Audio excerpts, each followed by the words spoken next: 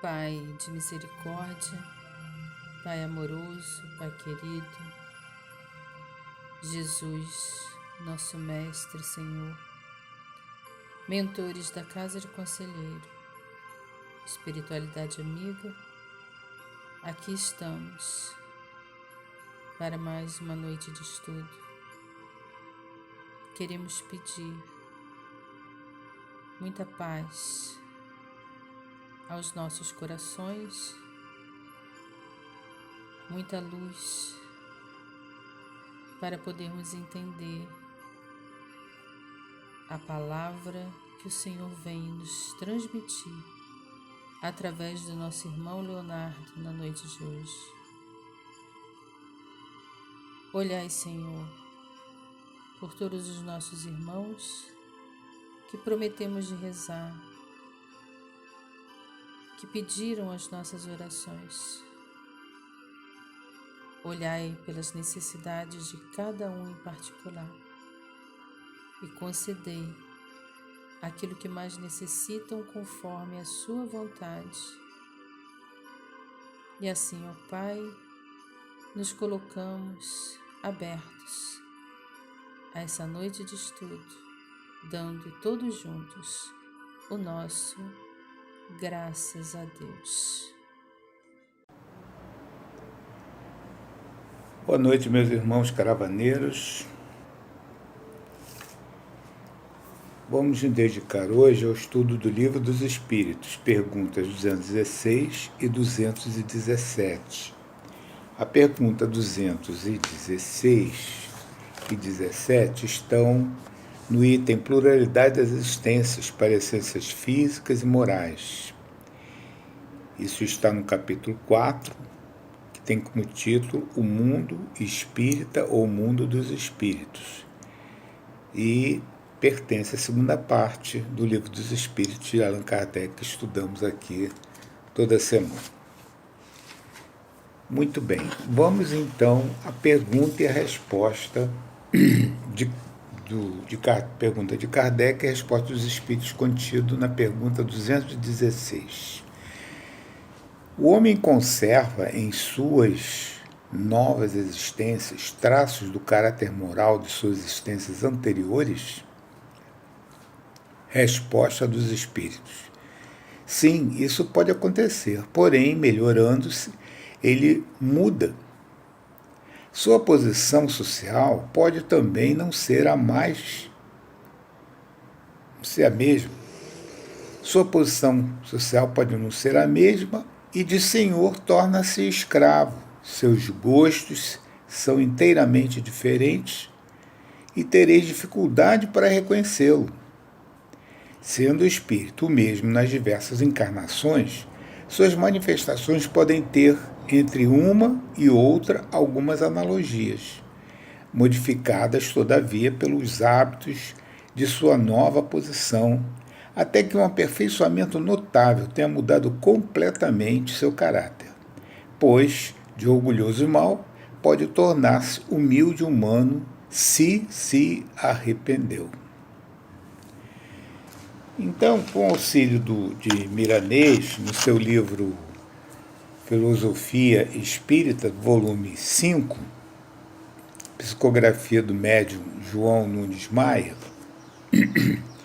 Milanês faz o seguinte comentário: o caráter moral acompanha a alma depois do túmulo.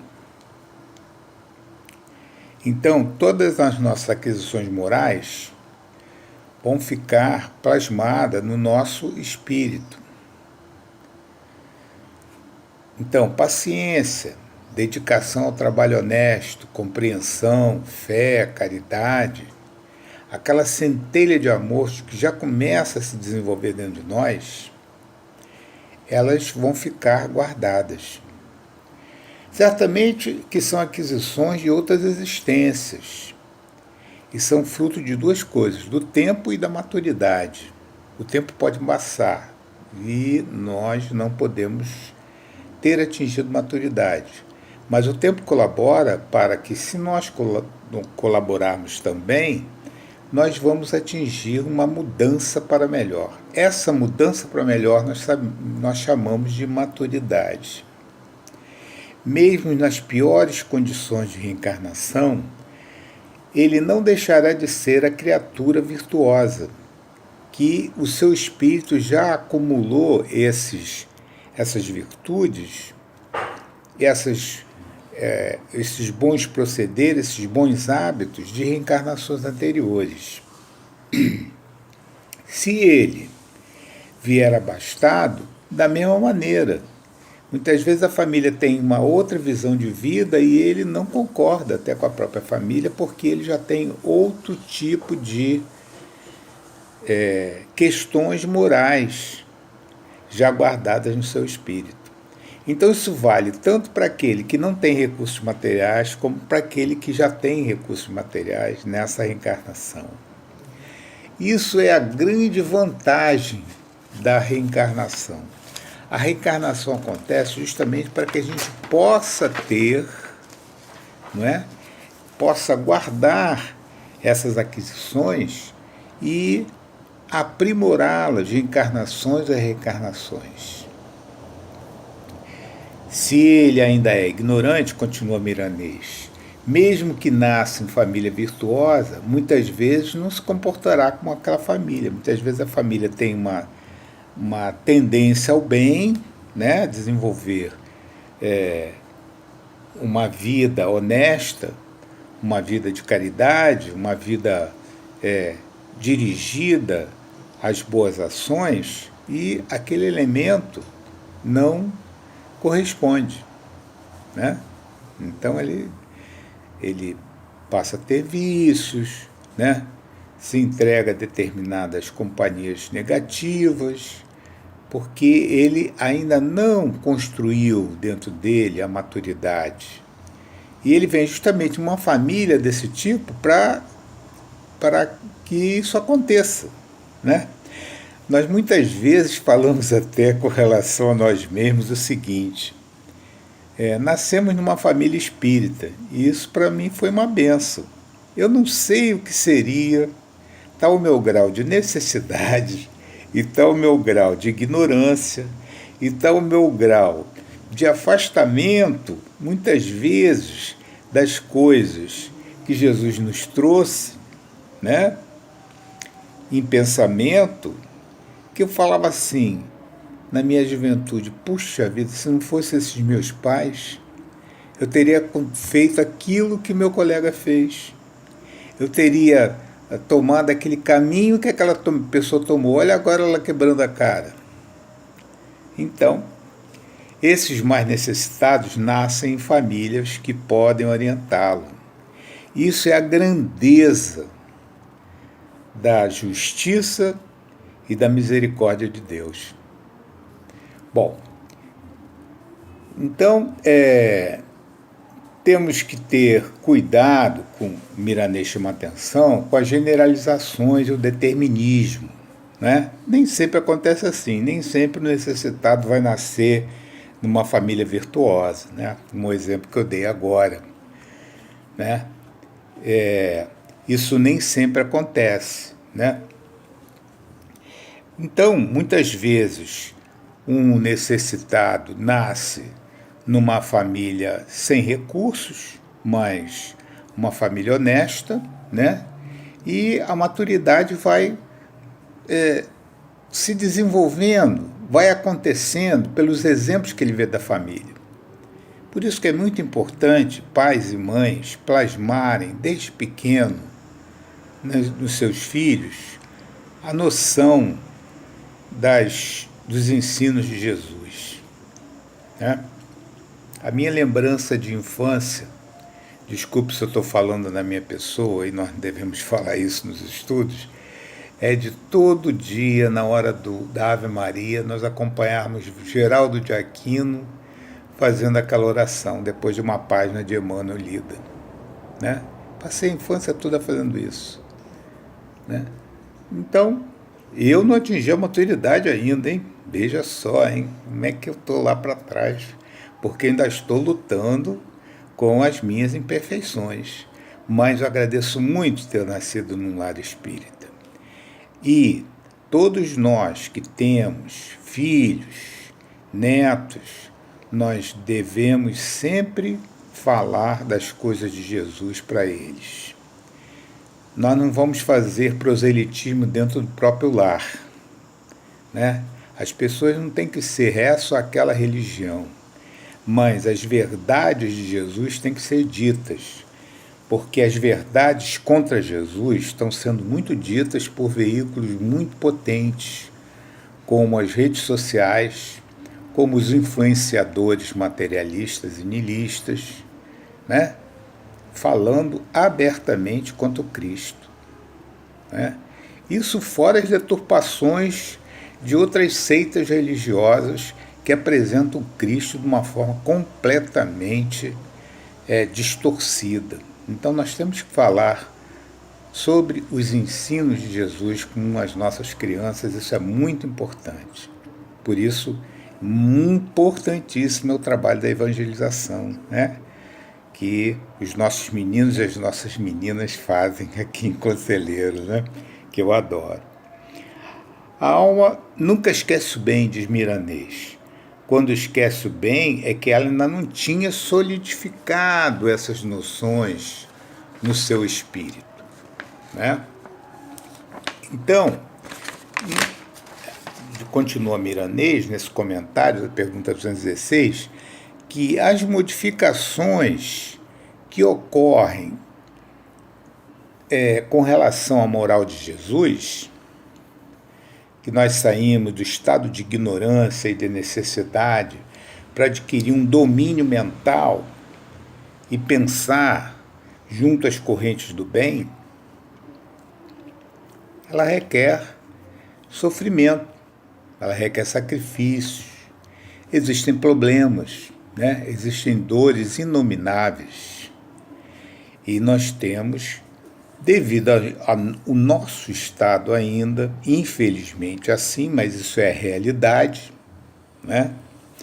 Nós devemos, então, utilizar as reencarnações que vão nos levar a certas posições diferentes, porque a gente vai aprender a humildade, vai aprender a benevolência, vai aprender o direito de cada criatura, né, que nós não respeitamos. Então nós vamos aprender todas essas coisas ao longo de várias reencarnações, né? Essa é a beleza da reencarnação, é a justiça divina e misericórdia nos oferecendo oportunidades. Muito bem, vamos para a questão 217. A questão 217, Kardec pergunta: o homem conserva traços do caráter físico das existências anteriores nas diversas encarnações? Veja, na 16 ele perguntou se conserva os caráteres morais. Agora ele pergunta se conserva os caracteres físicos. Então o espírito responde o seguinte: o corpo é destruído e o novo nenhuma relação tem com o antigo. Começa tudo do zero. Mas nós vamos ver também que, obedecendo às leis da natureza, esse corpo vai ser formado, mas com elementos provenientes do pai e da mãe. Vamos chegar lá. Então, no entanto, continua o espírito se reflete no corpo. Veja, nós temos outro corpo, mas o espírito se reflete no corpo. No momento em que nós estamos elaborando o nosso corpo, isso é com a ajuda nós vamos ver Emmanuel nos esclarecendo isso, com a ajuda de entidades espirituais, nós estamos formando os nossos corpos, né? Mexendo em determinados genes que vão nos causar doenças genéticas, mexendo em outros que não vão causar doenças genéticas, mexendo em determinados genes que vão nos dar as características externas, né? Não só o funcionamento dos órgãos. Então, o espírito, através do nosso perispírito, onde estão plasmadas necessidades que nós temos que suplantar, frutos de situações e hábitos do passado negativas, então isso influencia na formação do nosso corpo. Muito bem, o corpo é apenas matéria, porém, apesar disso, ele é modelado conforme as capacidades do espírito, que ele imprime um certo caráter, principalmente no rosto. É verdadeiro designarem-se os olhos como espelho da alma. Quer dizer que o rosto, mais particularmente, reflete a alma, pois uma pessoa excessivamente feia tem, entretanto, algo que agrada, quando é o envoltório de um espírito bom, sábio, humano. Enquanto há rostos muito belos, que nenhuma impressão te causam, pelos quais sente até repulsão. Né? Então, isso é o reflexo das aquisições espirituais na formação do nosso novo corpo. Ele está dando um exemplo. Poderias acreditar que apenas corpos bem feitos fossem o envoltório dos espíritos mais perfeitos? Quer dizer, os espíritos perfeitos só viessem encarnar em corpos modelados, em olhos lindos, né, em lábios bem contornados, em narizinhos perfeitos. Não, nada disso.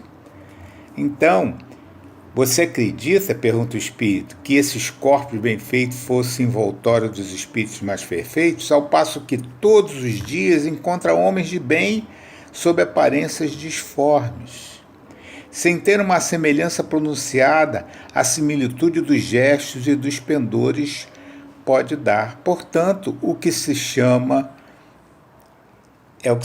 de um ar de família, não é? Então, nós temos características provenientes da junção dos genes de pais e mães que vão nos dar um determinado corpo. E nesse corpo pode estar um espírito perfeito, pode estar um espírito iluminado, como pode estar um espírito ainda ignorante e necessitado. Né?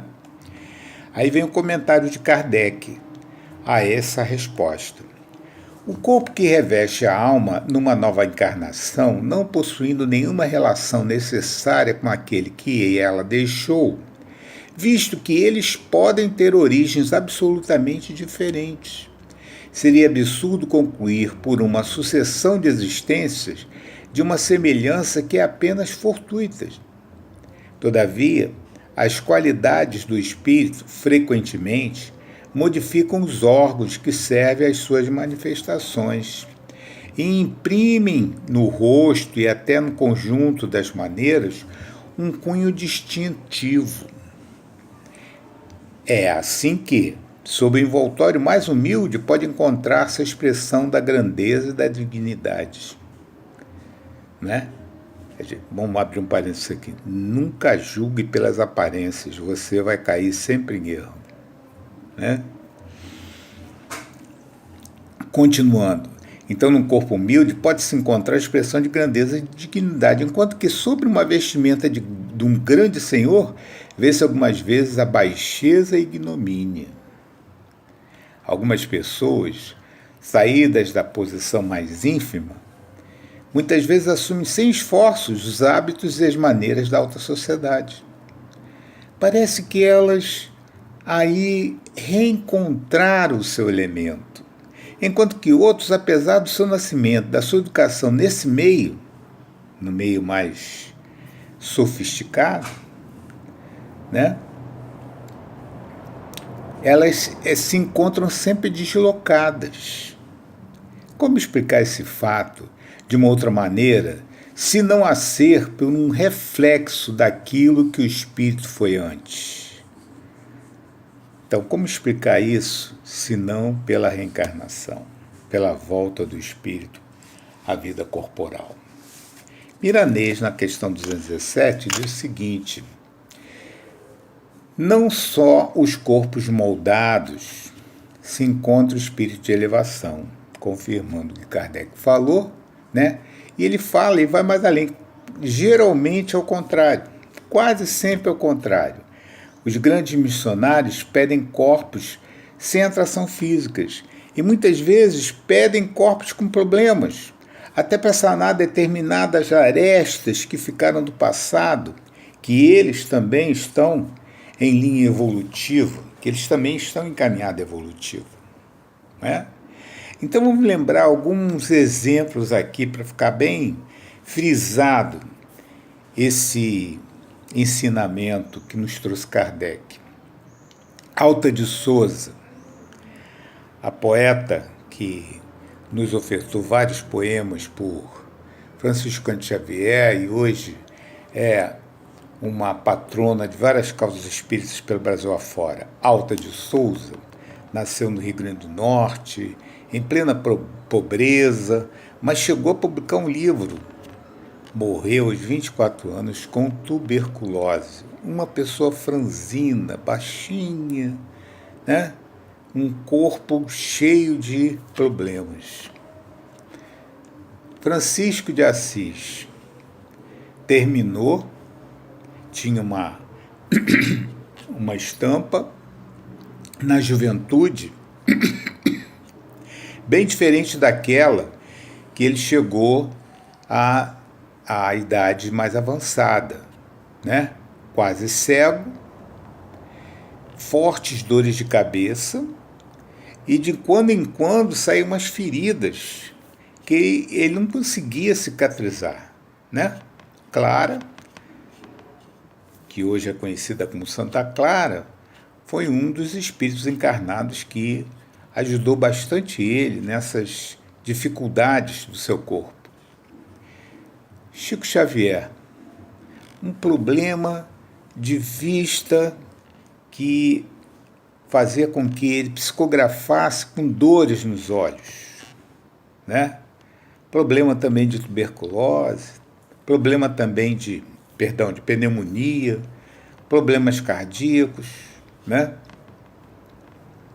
Vou falar agora de uma personagem que passou por nós e que é muito querida da nossa presidente, da Regina.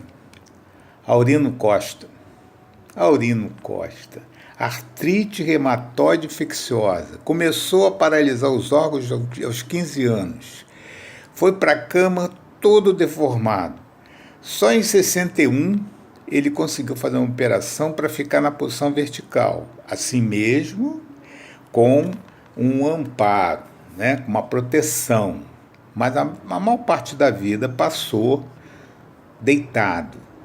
E com todas essas dificuldades, com toda essa doença, ele conseguiu erguer a Associação Cristã Espírita Vicente Moretti, que hoje abriga várias pessoas com problemas sérios nos seus corpos, né?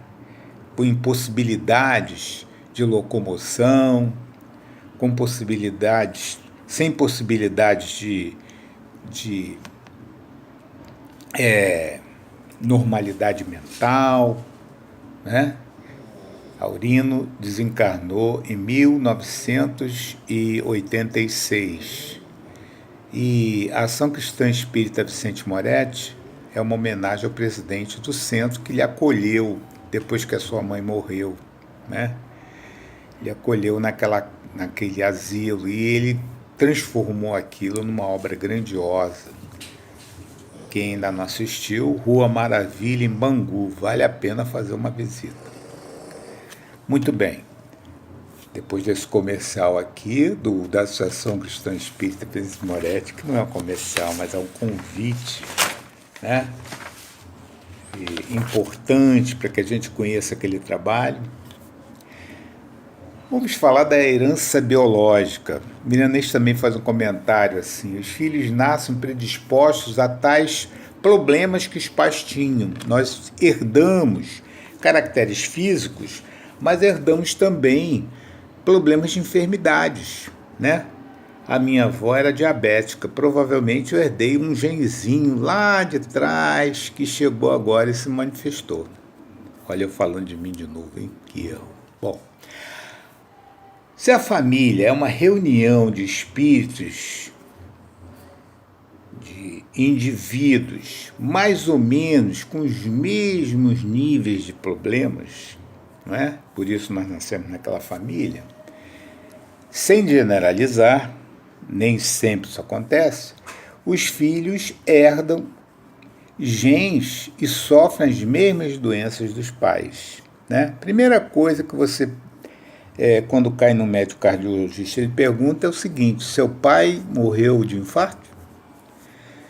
Sua mãe, diabetes, sua mãe era diabética, seu pai também, né? São doenças chamadas genéticas, né? Que são transmitidas através de genes, né? E qual é o dever do devedor? Pergunta Mirandês. O dever do devedor é pagar, e nós somos devedores. Nós temos que pagar. Pode haver uma limpeza kármica, né? Desde que se entenda a necessidade de uma melhora íntima, né? Então a gente melhora o nosso pensamento, melhora a nossa fala, melhora a nossa vida, né? A gente melhora a nossa sintonia com a espiritualidade, tão bem acentuada e levantada aqui pela Maria Olegária, nossa última noite do conselheiro, né? E nós vamos resolvendo os nossos problemas, né? No Consolador, Emmanuel nos chama a atenção de como essa herança familiar vai se dar, né? E como também o espírito pode intervir na formação do seu corpo. Olha o que ele declara. A genética está submetida às leis puramente materiais? É a pergunta que se faz a Emmanuel. Olha o que ele responde. As leis genéticas encontram-se presididas por numerosos agentes psíquicos, que a ciência da Terra está longe de formular dentro dos seus postulados materialistas. A genética, infelizmente, ainda é muito materialista.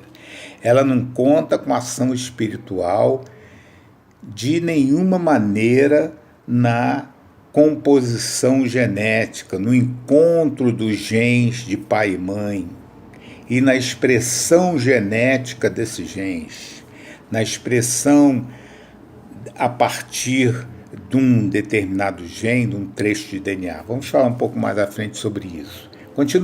Continua Emmanuel. Esses agentes psíquicos, muitas vezes, são movimentados pelos mensageiros do plano espiritual, encarregados dessa ou daquela missão junto às correntes da profunda fonte da vida. Então, é por isso que os biólogos, e eu estou aí nesse meio, têm dificuldade em localizar o início da vida na Terra. Isso explica uma série de fenômenos. E quando não se sabe por que aquilo aconteceu, aí puxa-se uma palavra muito bem utilizada pelos materialistas chamada acaso. Quando, na realidade, o início da vida, as manipulações que aconteciam no Conservato, lá no início da vida da Terra, eram manipulações de equipe sob orientação de Jesus, né? Assim também são a formação dos nossos corpos. Eis porque os geneticistas comumente deparam com incógnitas e inesperadas, coisas que não têm resposta. Então você está falando que a genética é uma coisa que a gente podia desprezar e dispensar? Por favor, não faça esse tipo de confusão. A genética e as pesquisas genéticas têm se mostrado, através dos anos, de uma importância muito grande. Então, vejamos. Nós temos 23 cromossomos no óvulo e no espermatozoide. Eles se juntam e formam a nossa célula do corpo, as células somáticas, com 46 cromossomos. Muito bem, cada um desses cromossomos tem 30 mil genes. O que são genes? São pedaços de DNA que vão formar outras moléculas e vão dar origem às proteínas, que vão dar origem ao nosso corpo, né? E esses genes são pedaços de DNA. Esse DNA é formado por moléculas chamadas nucleotídeos. São 3 bilhões de pares de nucleotídeos. Isso está dentro do núcleo de cada uma das nossas células. Então, reparem que o homem foi atrás para estudar isso, para fazer esses levantamentos e dar esses dados que eu estou te oferecendo. 18 países reuniram e 5.000 cientistas em 250 laboratórios, e em 2003 eles publicaram: nós conhecemos o genoma ou conjunto de cromossomos do ser humano, como se conhece hoje de algumas plantas e de alguns animais. Foi importante saber isso? Foi importante ter essa noção? Foi importantíssimo. Por quê? Hoje nós sabemos como se originam 2.000 doenças de ordem genética. Hoje nós sabemos cuidar melhor do câncer, que são originados muitas vezes por ordem de alguns genes. Hoje nós sabemos qual o medicamento que devemos usar para essa ou para aquela doença, bloqueando esse ou aquele gene.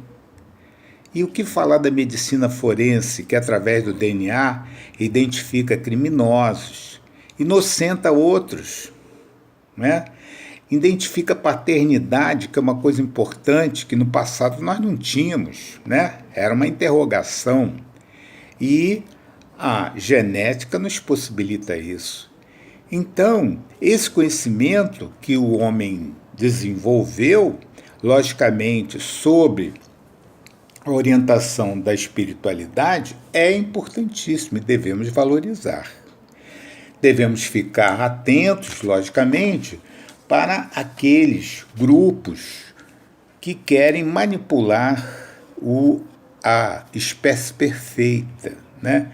Mas isso, já existem leis para combater isso, e nós devemos ficar sempre atentos para algum governante racista, nazista, etc., que tem por aí afora, que queira usar as leis da genética de maneira negativa, né?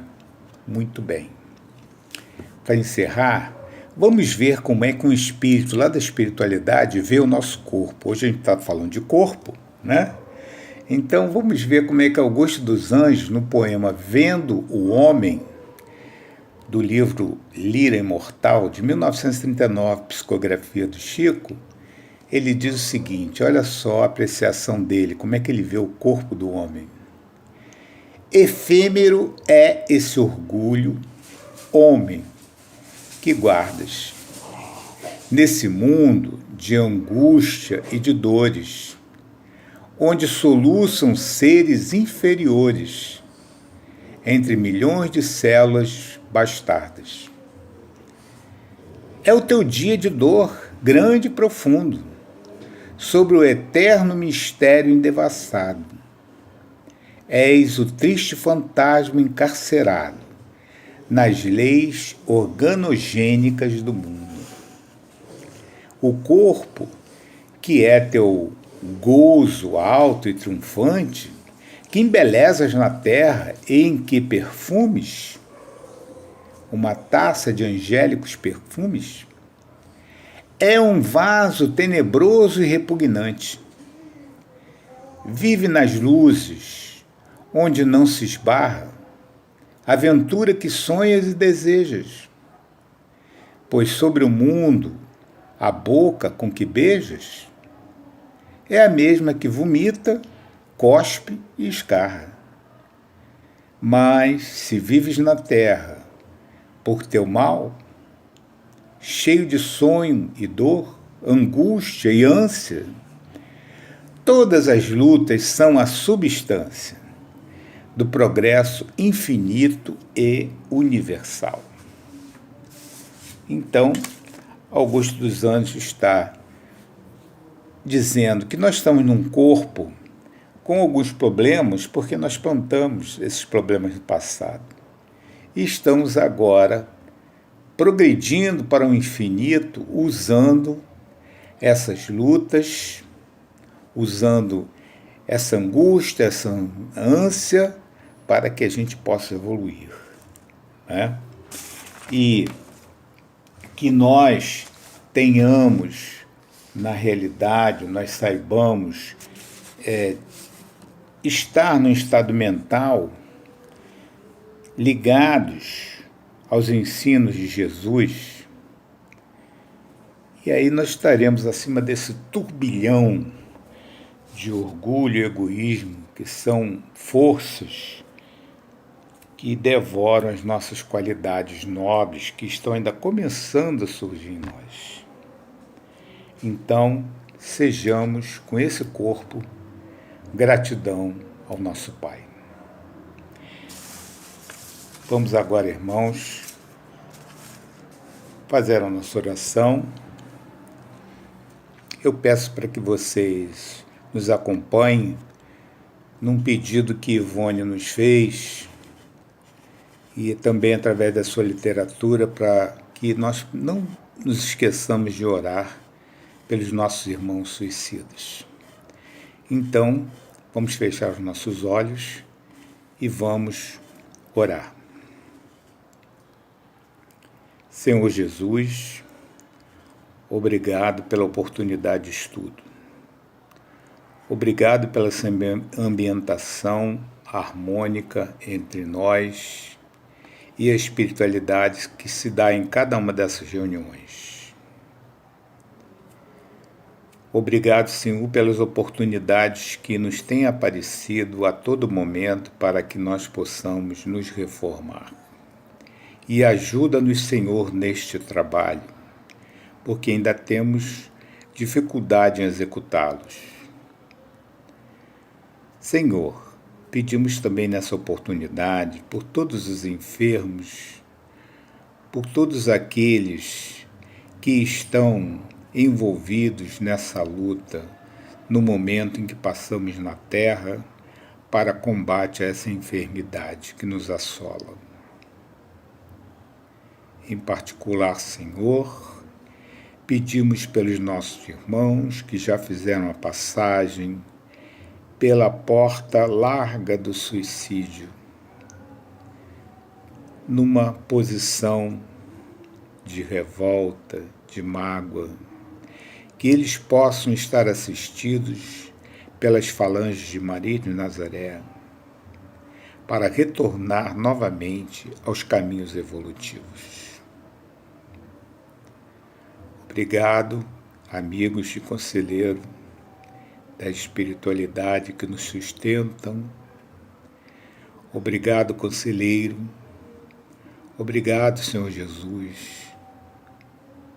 Agradecido, Senhor Deus, por esses momentos e que nós possamos nos despedir na Tua paz. Meus irmãos, eu desejo a todos uma boa noite.